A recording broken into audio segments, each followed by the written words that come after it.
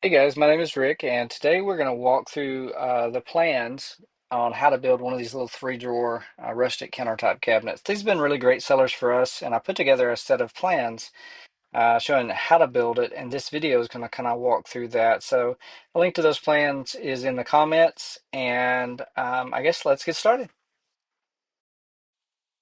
All right, so the first step in making this little cabinet countertop or countertop cabinet is going to be ripping that 1 by 10 piece of lumber to the width that you need, and you want to cut it so that it leaves enough so you have a little bit of overhang on each side, and those sizes are in the plans. So now that we've cut the width, we're going to cut the length of it so that we have a little bit, again, a little bit of overhang left and right. And this is going to be part A, which is really step one in the plans themselves. And this is all made out of that 1 by 10 material.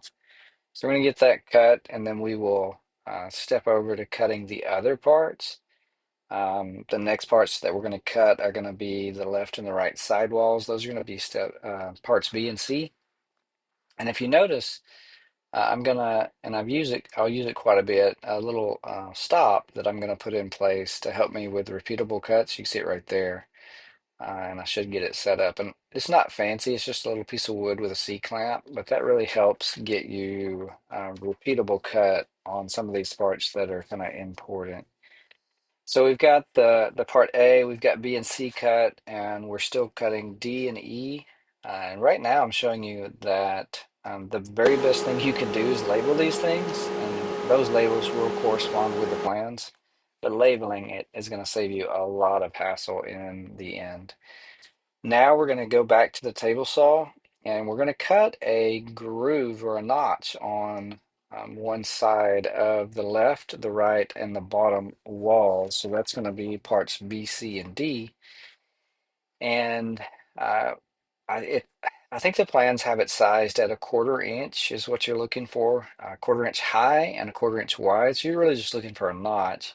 But it needs to be whatever size your plywood that you're going to use for the back is. So if it's a little thicker, use it. If not, or if it's thinner, adjust it how you need to. This is my little Kreg jig, and I fought getting one of these for a long time just because I don't know why. Seemed like everybody had it, and I didn't want to be like everybody. So I guess I don't like fads. But anyway, sometimes I'm hard-headed and it works out right, and sometimes I end up wishing that I'd got it a whole lot sooner. And with this little Kreg jig, it's one of those things that I definitely wish that I had gotten a whole lot sooner because it really does a good job of drilling kind of hidden screws and allowing you to put things together a lot easier, and it'll just save you. And where you're going to use part D there, and you're going to put two. You'll set your Kreg jig up to cut. Now I'm using 3/4 inch material, so I've got it set up to cut that in 1 1/4 inch screws. So we're going to put two screws there, or two holes there, and then two on the other side of part D. And that will be helpful when you get ready to put this thing together. Now, this is going to be one of the walls. I don't remember if it's the left or the right wall, but you're going to see me drill 4 times into this thing. I did two, and I should have stopped, but I didn't. I turned it and I drilled it again. Um, that was a mistake. I messed up, but it happens. So you only need two. So you don't need four. You just need two. Now all of your holes need to be on the same side as that groove. As you can tell right there, we can't see the groove as we're looking at it, nor can we see the holes. They are on the same side. And there I go again. I guess I just spelled screw happy right there. So too many holes. It happens. And now this is going to be that part. I think it's part F. This is going to be the little bitty part F. So you'll drill just two on it and get it the way it needs to be. And you'll continue on, and I want to say it's step 6 in the plans will show you where to drill all of your Kreg holes for your screws that will come up later. Now, one thing that I didn't say, and I'll say it really, really quick here, and I guess I just didn't get any video of it. Two of your parts you'll have to rip again. So part F you will rip, and part E you will rip, and the dimensions that you'll need to rip those two will be in the plan. So rip those parts before you get to this part here. But anyway, we're assembling part E and F, and I'm just finding kind of the midpoint. And I've got these little clamps. You don't have to use clamps, but I found that they really make my life a whole lot easier. Sometimes when you put some glue on things and you try to screw it down, you find that it moves around a little bit for you. And if you're doing more precise work, like this is going to be for a drawer, then it helps to have it um, so it doesn't move. And what I'm doing now is I'm just marking an outline so that I will see the kind of the offset that I want for that board. Again, that's in the plans too. It'll show you how much of an offset to use, and I just used a ruler and a pencil and a straight edge and just kind of marked it where it needs to be. Now I'm installing the sidewalls, so that's either B or C, and the long piece is A, so that's actually the top. And a couple of things to note: you want to make sure that your groove, your notch, is going to be on the same side for all parts. I think it's B, C, and D. So make sure that your groove is aligned. So we're putting the second part on now, and that groove is on the same side. Um, so you just that's where your um, the back wall of this countertop is going to go, so or our cabinet's going to go. So you will inset it into that knot. So if you get them on the wrong side, it'll give you a headache. So don't make sure that you pay attention. And now I'm just kind of cleaning up a little bit of that glue. Those are the spacers. So you should have cut two spacers, which we call Z and Z. And then this is your assembled kind of middle piece. So I'm just gonna add some glue there so that it'll hold down better.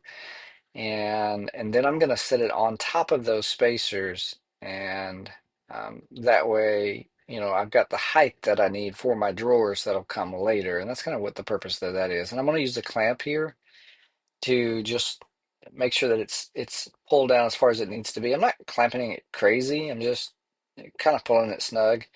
And so you pull it snug, and then you're gonna put your screws in, your inch and a quarter screws in there for all four parts.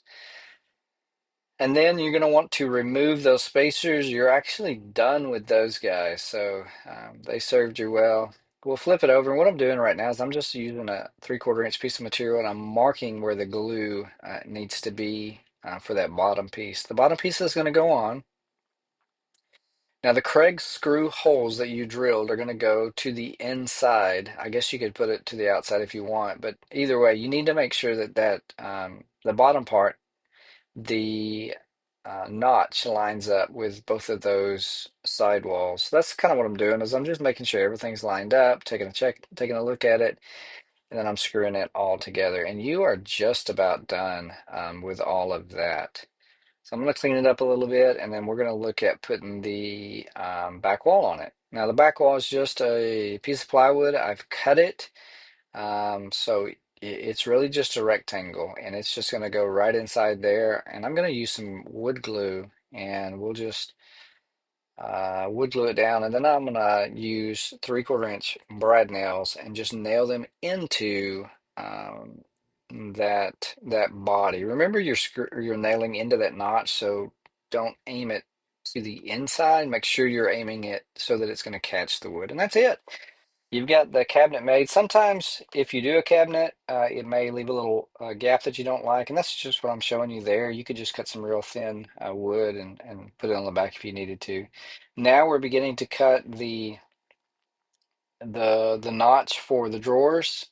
So I have my fence set up so that it's I think it's 3/8 of an inch from the blade is where my notch starts. And then I'm just gonna cut it, run the whole bore through it, cut it, and then I'll move that fence over. You see me moving it there. Just move the fence over a little bit. And what you're wanting to end up with is a notch just big enough. You see me trying there, just a notch just wide enough so that your plywood that you're going to use will slide right through it. You don't want it hard to push through. You don't want it too tight. You just want it so that it'll slide through nice and easy. And that's what we're going to look at right here is I've got that plywood, and as you can tell, it's not catching up anywhere. It's a 1/4 inch deep, and I think this one is actually a 1/4 inch wide, but it's just wide enough for that plywood. So now we're going to measure what we're going to need for the drawers as we get started doing that. The dimensions for the drawers are in the plans, and you can see we're setting up a stop block there to cut the drawer fronts. But what I was going to say is the dimensions for all of these things are in the plans, but I made those plans off of a drafting software, so everything is perfect. There's no room for deviation of any kind. And I say that to say that in real life, it may not be as perfect. So always measure what you actually have. What you're seeing me do there is label the drawer fronts and the drawer backs. That's really, really important. I've made lots of these things, and you're going to need to know which is the front and which is the back, because here in a little while you're going to cut the backs off, but you need the front. So just take 2 more seconds and label them. Man, it'll save you a lot of work or a lot of headache later on. So we've cut the front, and now I'm gonna cut the kind of the sides of all of the drawers. Those should be all the same length. And now I'm going to cut the front and the back of that bottom drawer, so it's going to be a little bit longer. Now what I'm doing is if you didn't move your saw blade, then you don't really have much to do. It should be exactly where you need it. But I'm going to take the backs of the drawers that we cut. Well, I'm going to take the backs of all three of our drawers. I'm going to cut that little groove off. You see it right there? I cut the groove off and it's gone. And the same way with this, and I'm just cutting the groove off of those. That little gripper is a great dude to use. It will kind of save you, work a little bit safer when you're cutting smaller stuff. So now we've got the backs where they are going to be a little bit shorter than the fronts. Now we're going to assemble our drawers. You should end up with three groups. You've got some fronts, some backs, and some sides. And like I say, I've got those labeled, and it helps me. When you put those together, of course, the plans will show you how to do it. But you're going to use wood glue and 1 1/4 inch nails. And the way I do it is I will go ahead and just tack them together with a brad nailer right here. And then I'll use some I think they're called band clamps. I'll use some band clamps and kind of encircle them here in just a second. But, you know, the the little brad nails, they're not super strong. They will hold it, but the big thing is they're going to hold it so that it doesn't move. So that now you can put that band clamp on it you see there. And I also use some 90-degree clamps. You don't have to. I think I guess I don't know. I'm just extra, so I use anything that I've got. And anyway, so we're putting the other drawer together now in the same way. Make sure that you're going to have, well, you've got four sides to each drawer. Three of those sides are going to have a groove on it. Make sure that those three sides that have that groove, the groove itself or the not, the groove is lined up. That's the back. When you put the back on, make sure that you can still get to the groove. So don't cover that groove up, because you're going to need to slide plywood into that groove once it's all said and done. So I'm going to put some more clamps on it and move on, I think, to the large drawer. Um, Apparently I needed another clamp. You can't ever have too many clamps, right? So anyway, you are 2/3 of the way done with assembling the drawers. I'll roll that dude up and set it aside, and then we're gonna jump to the big drawer or the long drawer. And it's essentially the same thing. I'm just marking so that I know where to put the glue. Dry glue is not going to take stain, so if you get a whole bunch of glue on it, it's just going to look nasty. So I use one of those pieces of 3/4 inch to show me where to put the glue. And then as far as the amount of glue, you're not putting a whole lot, you're just putting enough. And I know that's never helpful, but you're just putting enough to do what you need to do.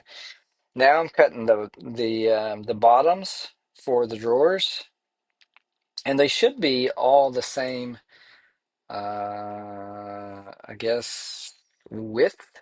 They're going to be all the same width. So that's what I'm doing right there is I'm just cutting them to the width that they need to be. Check your drawers. Check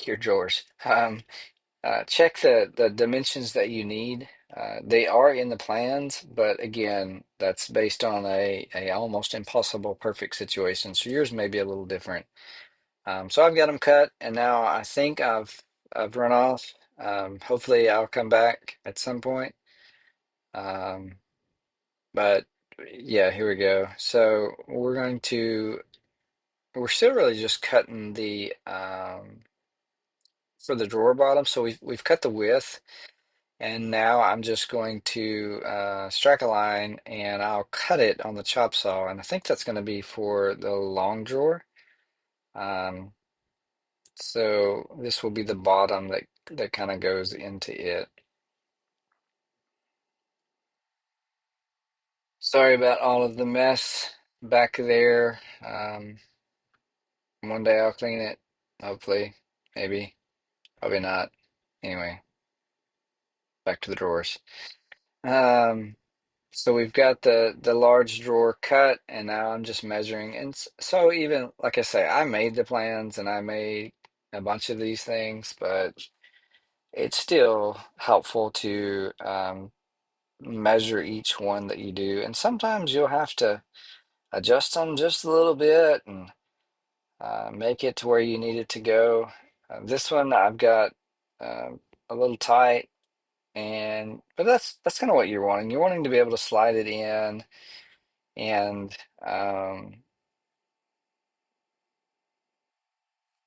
slide it in so that it will kind of mesh in tight and be where you want it to go. This was, I guess, a good example that the drawer should have been perfect, but it wasn't. So I'm going to cut just a little bit off of it uh, so that it's what I need for this particular drawer right here. So sometimes you do.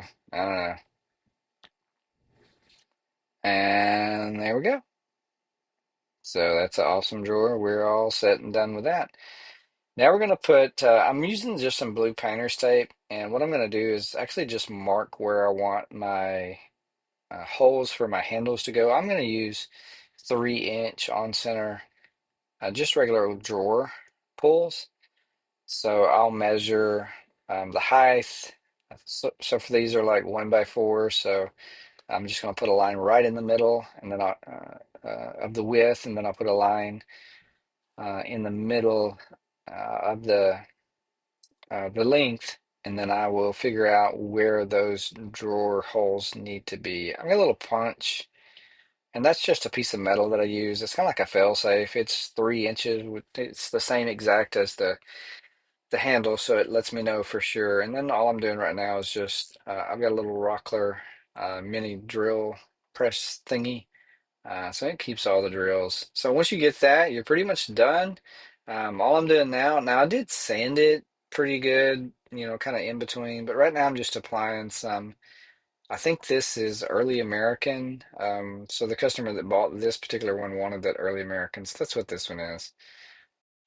All right, so now we're going to continue with just installing the bottom drawer sections, or I guess the base parts of the drawers. And all I'm using is some 3/4 inch brad nails and a nail gun.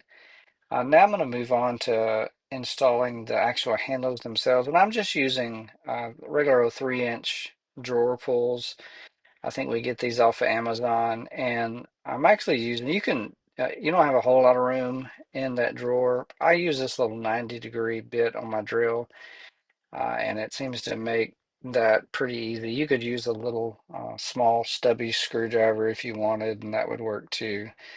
But I just use the screws, and I actually put a little washer behind it just to kind of give it something to stop to.